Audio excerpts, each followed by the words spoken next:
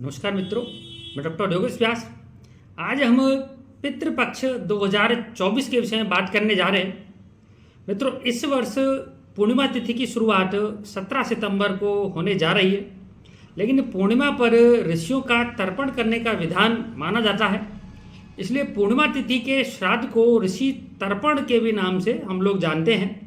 पितृपक्ष में श्राद्ध कर्म के कार्य प्रतिपदा तिथि से ही शुरू करने चाहिए। इसलिए इस वर्ष का जो पहला श्राद्ध है वो 18 सितंबर यानी कि बुधवार प्रतिपदा तिथि से ही प्रारंभ होगा, और इस श्राद्ध पक्ष का जो समापन है वो भी 2 अक्टूबर यानी कि बुधवार को ही सर्व पितृ अमावस्या श्राद्ध के साथ में ही समाप्त हो जाएगा। फिर नवरात्राओं की शुरुआत होगी। मित्रों, ज्योतिष और वास्तु से संबंधित आप हमारी वेबसाइट astrologeryogesh.com पर जाकर के क्वेरी फॉर्म के माध्यम से अपना कोई भी एक निःशुल्क प्रश्न पूछ सकते हैं। ज्योतिष और वास्तु के ग्रुप से जुड़ने के लिए आप हमारे व्हाट्सएप ग्रुप को ज्वाइन कर सकते हैं। दोनों का लिंक आपको नीचे वीडियो में मिल जाएगा। बात करें कुंडली में पितृदोष बनता कैसे है, सामान्य जीवन में पितृदोष के प्रभाव क्या देखने को मिलते हैं, और इस पितृदोष के क्या बेहद सटीक और आसान उपाय हो सकते हैं। मित्रों, पितृदोष होने के कारण परिवार में कई बार वंश वृद्धि में रुकावट देखने को मिलती है, आपको अशांति देखने को मिलती है, आकस्मिक बीमारियां कई बार हो जाती हैं, धन आगमन में रुकावट आ जाती है, मानसिक असंतुष्टि, विवाह में बाधा, संतान में देरी, पुत्र सुख का अभाव यानी कि कन्या संतति में वृद्धि होना, नौकरी और व्यापार की जो स्पीड है काफ़ी स्लो होने लग जाती है। सामान्य रूप से जब पितरों का विधिवत अंतिम संस्कार नहीं किया जाता या श्राद्ध नहीं किया जाता तो ऐसी स्थिति में जो पितृगण है वो हमसे नाराज हो जाते हैं और हमारे पितृ आशीर्वाद देने की जगह हमें श्राप देकर चले जाते हैं। इसके अलावा पितरों की विस्मृति की जाए, उनका अपमान किया जाए, धर्म विरुद्ध आचरण किया जाए, किसी सर्प को मारना या मरवाना, पीपल के पेड़ को, नीम के पेड़ को या बरगद के पेड़ को कटवाने पर भी पितृदोष के समान ही दुष्परिणामों का हमें सामना करना पड़ता है। अब ज्योतिष की बात करें तो कुंडली में जो पितृदोष है वो कैसे बनता है, तो जब राहु ग्रह की युति शनि, केतु अथवा सूर्य के साथ में होती है, सूर्य की जो युति है जब राहु के साथ हो, केतु के साथ हो या फिर शनि के साथ हो तो कुंडली में हमें पितृदोष देखने को मिलता है। जब तुला राशि में सूर्य और शनि एक साथ युति कर रहे हो, यानी कि ऐसी स्थिति में तुला राशि में सूर्य तो नीच राशि का होगा और शनि उच्च राशि का होगा, तो ऐसी स्थिति में भी आपको पितृदोष देखने को मिलेगा। जब राहु ग्रह सूर्य अथवा चंद्रमा के साथ में पंचम भाव में, नवम भाव में या दसम भाव में युति करेगा तो भी आपके पितृदोष का निर्माण करेगा। तो ऐसी स्थितियों में आपको पितृदोष से संबंधित जो दुष्परिणाम है वो स्पष्ट रूप से नजर आएंगे। उपाय की बात करें तो शनिवार एवं अमावस्या को पीपल के वृक्ष पर आपको पुष्प, अक्षत, दूध, गंगाजल और काले तिल को मिला करके पीपल पर आपको अर्पित करना चाहिए, पितृदेव से प्रार्थना करनी चाहिए। पूजा घर में हस्त निर्मित पितृदोष का एक वैदिक यंत्र स्थापित करके आपको उस यंत्र के सामने पितृ सूक्त का नियमित पाठ करना चाहिए। आप अमावस्या को गजेंद्र मोक्ष स्तोत्र का भी पाठ कर सकते हैं। गरुड़ पुराण का यथोचित अवसर पर व्यक्ति के द्वारा पठन, पाठन और श्रवण ये भी पितृदोष में आपको काफ़ी कमी करने में सहायक सिद्ध होगा। गोदान करने से भी पितृगण तृप्त होते हैं, इसलिए व्यक्ति को जीवन में 1-2 बार गोदान अवश्य करना चाहिए। पितृपक्ष में 16 दिनों में प्रतिदिन श्रद्धापूर्वक पितरों का तर्पण करना भी बेहद आवश्यक होता है। पितृदोष में इससे आपको कमी देखने को मिलेगी, और किसी भी योग्य ब्राह्मण के माध्यम से त्रिपिंडी श्राद्ध, नारायण और नागबली का श्राद्ध करने पर भी पितृगण प्रसन्न होते हैं, पितृदोष में कमी होती है। और गदाधर स्तोत्र का पाठ करने पर भी पितरों को तृप्ति की प्राप्ति होती है और उनका हमें आशीर्वाद प्राप्त होता है। अब बात करें कुछ विशेष तिथियों की कि किन विशेष तिथियों पर किन विशेष लोगों का श्राद्ध किया जाता है। तो वैसे तो परिवार के लोगों की जिस तिथि पर मृत्यु होती है उसी तिथि पर श्राद्ध करना चाहिए, लेकिन यदि किसी व्यक्ति को सही तरीके से तिथियों का ज्ञान नहीं है तो ऐसी स्थिति में आप आश्विन कृष्ण प्रतिपदा के दिन अपने नाना और नानी का श्राद्ध कर सकते हैं। पंचमी तिथि को जिन लोगों की मृत्यु अविवाहित स्थिति में हुई हो तो उनका श्राद्ध किया जा सकता है। नवमी तिथि को सौभाग्यवती यानी कि पति के रहते हुए ही जिन महिलाओं की मृत्यु हुई हो उन स्त्रियों का श्राद्ध करना चाहिए। यह नवमी तिथि माता के श्राद्ध के लिए भी उपयुक्त मानी जाती है, इसीलिए इसे मातृ नवमी भी कहा जाता है। एकादशी और द्वादशी तिथि को जिन लोगों की श्राद्ध किया जाता है तो वो जो सन्यासी हो गए हैं, जो घर छोड़कर चले गए हैं, सन्यासी लोगों का श्राद्ध किया जाता है। और चतुर्दशी तिथि पर शस्त्र के माध्यम से आत्महत्या के द्वारा विष और दुर्घटना यानी कि जिनकी अकाल मृत्यु हुई हो उन लोगों का श्राद्ध चतुर्दशी तिथि को किया जाता है।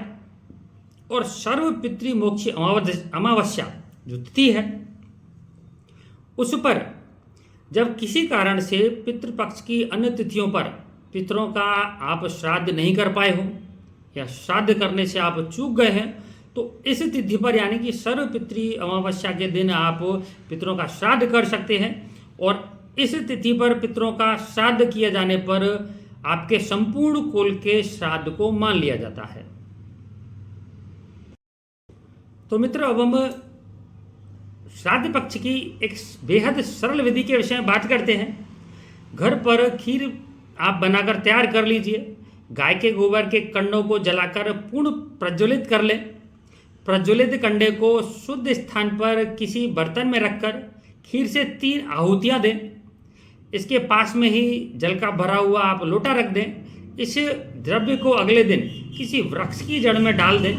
यह सब करते हुए याद रखें कि आपका जो मुख है वो दक्षिण दिशा की तरफ होना चाहिए, क्योंकि जो पितरों की जो दिशा है वो दक्षिण दिशा को माना गया है।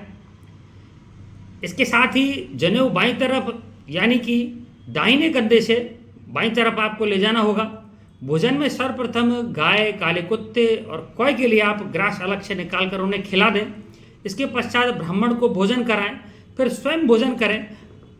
भोजन के पश्चात ब्राह्मणों को यथोचित दक्षिणा आपको अवश्य देनी चाहिए, क्योंकि भोजन के बाद दक्षिणा आवश्यक रहती है। रात्रि को राक्षसी समय माना गया है, इसलिए रात में श्राद्ध कभी नहीं करना चाहिए। वैसे श्राद्ध करने का जो उपयुक्त समय है वो दोपहर के आसपास माना जाता है। और दोनों संध्याओं के समय भी श्राद्ध कर्म नहीं करना चाहिए। बात करें पितृपक्ष में कौन से आप कार्य करें और किन कार्यों को करने से आपको बचना चाहिए, तो जो नहीं करने वाले कार्य उनको देख लेते हैं। पितृपक्ष के दौरान घर में मांसाहारी भोजन आपको कभी भी नहीं बनाना चाहिए। हो सके तो इस समय लहसुन और प्याज से भी आप परहेज रखें। जिस घर में पितृपक्ष के दौरान सात्विकता का पालन नहीं होता वहाँ पितृ अक्सर अप्रसन्न देखने को मिलते हैं।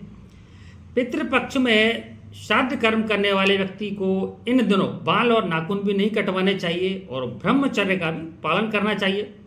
पितृपक्ष में शादी, मुंडन, सगाई और गृह प्रवेश जैसे मांगलिक कार्य भी वर्जित माने जाते हैं। पितृपक्ष में मांसाहार को निश्चित रूप से त्याग देना चाहिए। घर में ऐसी कोई व्यवस्था नहीं होनी चाहिए, नहीं तो निश्चित रूप से आपको पितृपक्ष में पितरों के कोप का भाजन बनना पड़ेगा। पितृपक्ष में कर्ज लेकर भी कभी श्राद्ध नहीं करना चाहिए और पितृपक्ष में लोहे के सामान खरीदने से भी आपको बचना चाहिए। और जो करने वाले कार्य उनको देख लेते हैं कि पितृपक्ष में गरुड़ पुराण का आपको पाठ करना चाहिए। पितृ सूक्त का पाठ करने से भी पितृगण आपके प्रसन्न होते हैं। गदाधर स्तोत्र का आपको निश्चित रूप से पाठ करने पर शुभ फलों की प्राप्ति होगी। गीता के 7वें अध्याय का निरंतर आपको पितृपक्ष में पाठ करते रहना चाहिए। श्राद्ध कर्म करते समय व्यक्ति को सफ़ेद वस्त्र धारण करने चाहिए। त्रिपिंडी श्राद्ध, नारायण और नागबली श्राद्ध करने से भी पितृगण तृप्त होते हैं, प्रसन्न होते हैं। पितृतर्पण करते समय आपका जो मुख है वो दक्षिण दिशा की ओर होना चाहिए। पितृतर्पण के लिए आपको अंगूठे का इस्तेमाल करना चाहिए। पितृतर्पण के लिए सफ़ेद रंग का हल्की सुगंध वाला आप फूल इस्तेमाल करें। मान्यताओं के अनुसार पितृपक्ष के दौरान हमारे पूर्वज पृथ्वी पर हमारे घर पे पधारते हैं, इसलिए पितरों की कृपा प्राप्ति के लिए आपको पितृपक्ष में पशु पक्षियों की सेवा करना चाहिए। पितरों को भोजन दोपहर को अर्पित करें, ये एक श्रेष्ठ समय माना जाता है। और भोजन से पहले 3 अंश निकालकर आपको उनको हिस्सा, जैसे कि एक कुत्ते के लिए, एक कौए के लिए, फिर उसके बाद आप ब्राह्मण को भोजन कराएं, पितरों को भोजन कराएं। इस तरीके से आपको ये कार्य करने चाहिए। और पितृपक्ष में अब आप देखें कि आप क्या खरीद सकते हैं और आपको किसकी खरीदारी से बचना चाहिए। तो पितृपक्ष में किन वस्तुओं के खरीदने से आपको दोष नहीं लगता, पितृदेव भी प्रसन्न होते हैं, तो उनके विषय में जान लेते हैं। तो पितृपक्ष में आप चावल खरीद सकते हैं, काले तिल खरीद सकते हैं क्योंकि इनका प्रयोग पितृपक्ष में किया जाता है। जो खरीद सकते हैं, चमेली का तेल खरीद सकते हैं, सफ़ेद पुष्प आप बाजार से लेके आ सकते हैं और नए वस्त्र खरीद सकते हैं, लेकिन स्वयं के लिए नहीं। आपको पितृपक्ष में जो आप नए वस्त्र खरीद सकते हैं तो पितरों को देने के लिए ब्राह्मण के माध्यम से आप नए वस्त्र ले सकते हैं। आपको स्वयं के लिए नए वस्त्र नहीं लेने होते हैं। और आपको क्या नहीं करना चाहिए, पितृपक्ष में क्या नहीं खरीदना चाहिए, तो श्राद्ध के दौरान एक आप नमक खरीदने से बचें, नमक नहीं खरीदें। सरसों का तेल आपको नहीं खरीदना चाहिए, शनि का प्रकोप आपके ऊपर बढ़ सकता है। झाड़ू खरीदने से आपको बचना चाहिए। नए वस्त्र अपने लिए आप नहीं लेंगे। आभूषण की खरीदारी से आपको बचना चाहिए। और इस पितृपक्ष में आपको वाहन और भूमि भी की खरीदारी नहीं करनी चाहिए। इन वस्तुओं के साथ ही पितृपक्ष के दौरान आपको मांस, मदिरा और तामसिक भोजन, तामसी लोगों से आपको दूर रहना चाहिए। इन चीज़ों का सेवन करने से आप अगर दूर नहीं होते हैं तो निश्चित रूप से आपको पितृपक्ष में पितरों के कष्ट के कोप का भाजन बनना पड़ेगा और आपकी पितरों की जो आत्मा है वो शांत रहेगी। तो आप इस पितृपक्ष में बताए गए नियमों, विधियों के माध्यम से इस पितृपक्ष का पालन करिए। निश्चित रूप से आपको पितरों की जो कृपा है उसकी प्राप्ति होगी और जीवन में आपको अपनी खुशहाली देखने को मिलेगी। नमस्कार, धन्यवाद।